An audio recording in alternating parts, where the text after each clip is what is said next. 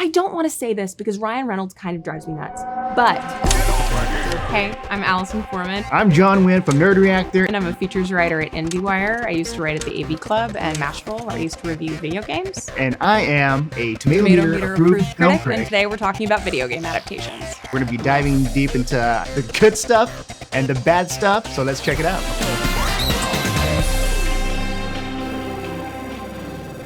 I've been playing games my entire life. The first game I guess I ever played was one of the original Doom games on my dad's lap. I was a toddler and he had, like an original PC setup. So I guess my relationship with video games and movies and TV, it all started when I was a kid, and it helped me just be entertained and just share things with other people, with friends. I became a professional games critic after I graduated from college. I studied computer science, where I actually designed a couple video games in college. And yeah, then I got to critique them for a while, and now I mostly focus on movies and TV, but they have a special place in my heart. Do I like video game adaptations? I guess it depends on the movies, because sometimes I'm watching it, it can really piss me off. Or I'm watching it like now, the recent stuff, and I'm blown away by just how they pulled it off. I think video game adaptations for me have started to really resemble Disney live action adaptations. Now when it really gets pulled off well, that is a really pleasant surprise. So yeah, I think I'm skeptical, but I'm open to a happy accident.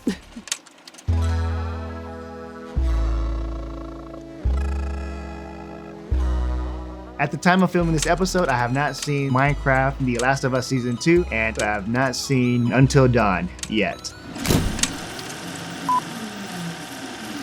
Where are we? Wait, who are you again? Garrett the Garbage Man Garrison. Gamer of the Year 1989. Whatever. I barely think about it. Preteens everywhere rejoice. Minecraft it's interesting because in the game, it's a sandbox game. You can create pretty much anything in this voxel world. Voxel meaning the graphics, doesn't have to be the best, and people still love it because this is a world where like the sky is the limit, and so now you're gonna take that and put into a movie, and so that's gonna be tricky. Fine, yeah. I'm waiting on the Stardew Valley adaptation more, but no, I like Minecraft. I'll be curious to see, people undercut things like the Angry Birds movie. Angry Birds movie kind of slapped. And so I'm sort of holding out hope. I mean, like you look at, the way that people underestimated Lego Batman. I sort of think this is sort of in that space where it could surprise a lot of people in a really good way. I think if they can pull off just a fun adventure with just having characters that they've experienced in the game come to life here, I think it'll be good. So it can either go really, really bad or, well.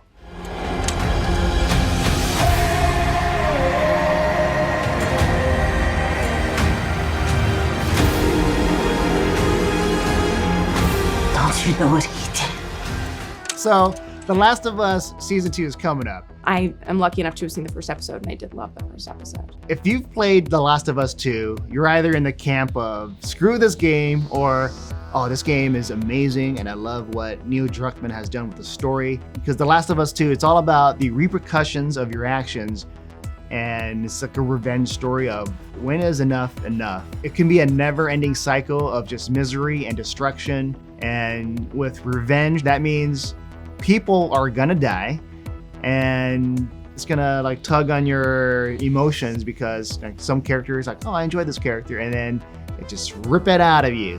I think it's gonna be interesting. I mean, I think that game had significant controversy surrounding it because I think it appealed to a really wide audience, and then it leaned into queer representation in a way that I think is really important. And the show is doing the same thing, and I think that's gonna, separate the men from the boys, so to speak. I think people who really kind of understand what that show's about and understand what that type of storytelling should be about are gonna be in it for the long haul. But, we might lose some losers, but it'll be okay. My prediction for the Rotten Tomato score, high 90s. I'll go ahead, I'll give it an 84. I think 84 seems fair.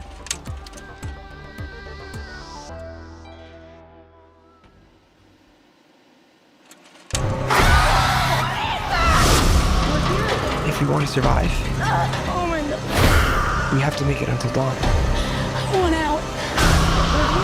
Until dawn. Let's talk about Until Dawn. That one is going to be tricky because Until Dawn is a video game where your actions is saved and you have to live through your actions because it's like a horror game. Going on vacation in a cabin in the middle of nowhere, your mission is to try to, you control these different characters and make sure they're okay and make sure they survive a killer. And if they die, the game saves, and so you're gonna have to live with your actions on the video game. So like, oh, I can't bring them back. In the movie, they want to do it where there's like a hourglass, and when they die, they get to go back to life and figure things out, find out who the killer is before they die forever.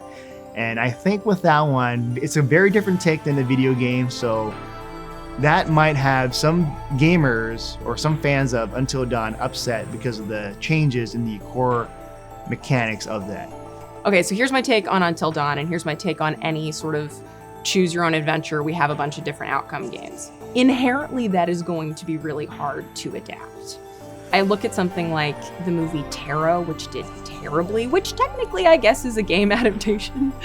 Something like that where you're talking about different types of personalities and different types of decision making and how that impacts your outcome.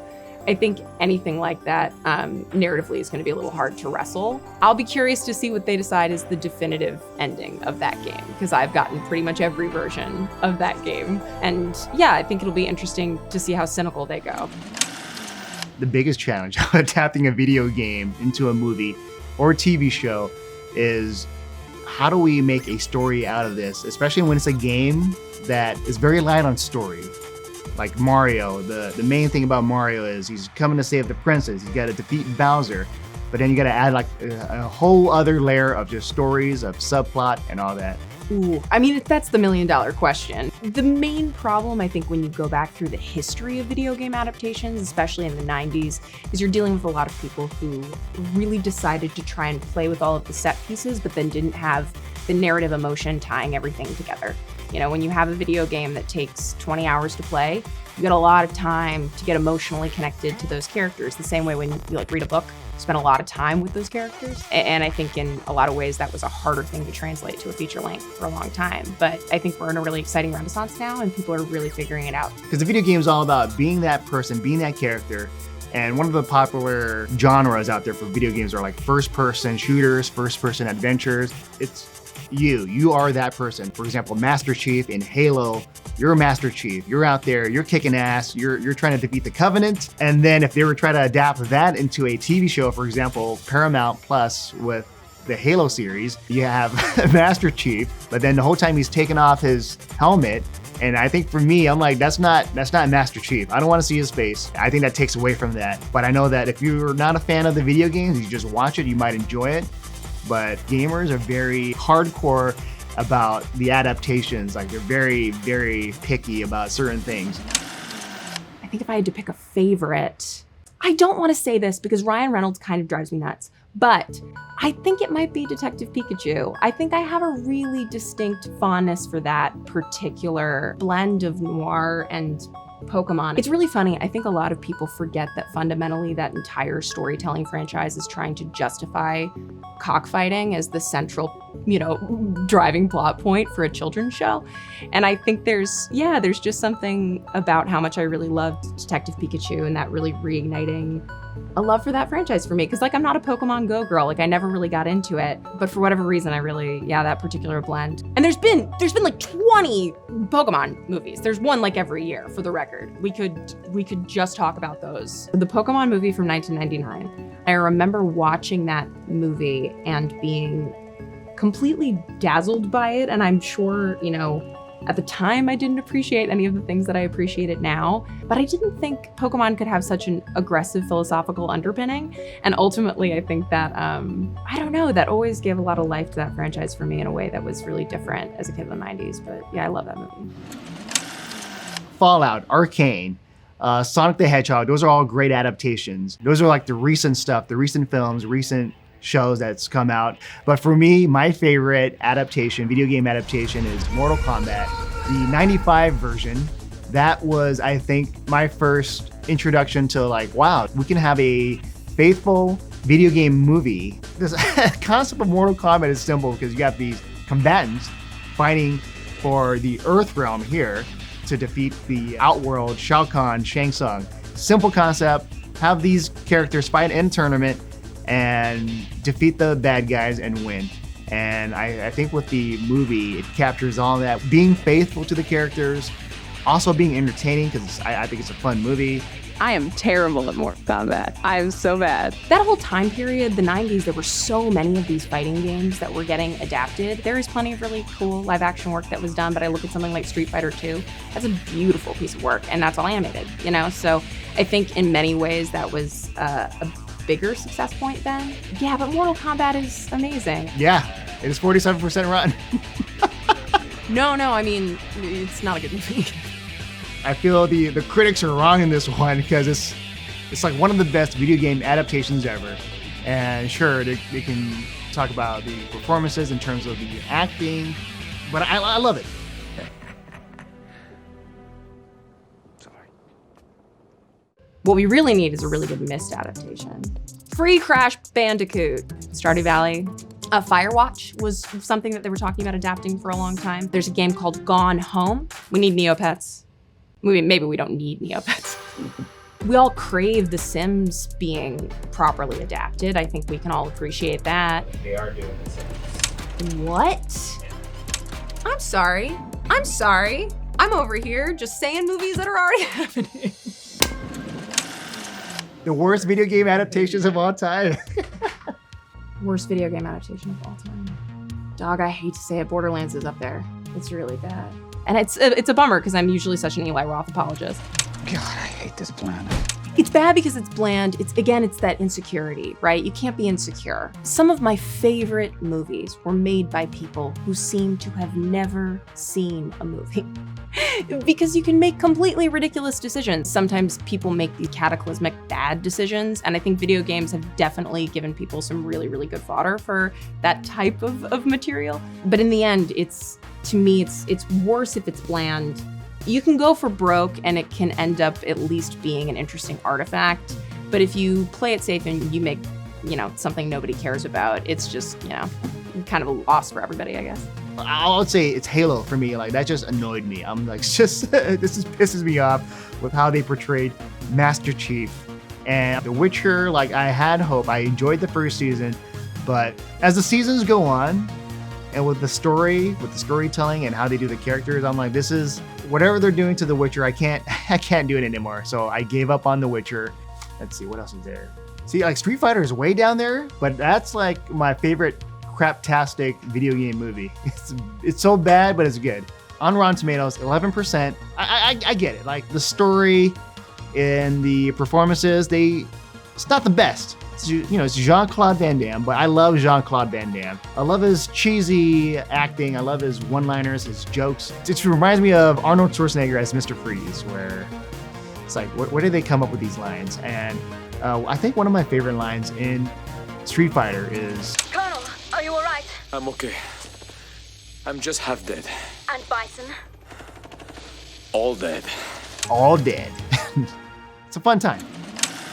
There's an interesting thing about video game adaptations, whether you want to adapt it closely to the original video game or be given free reign to do whatever you want, but still stay faithful. One-to-one adaptation moments can be great.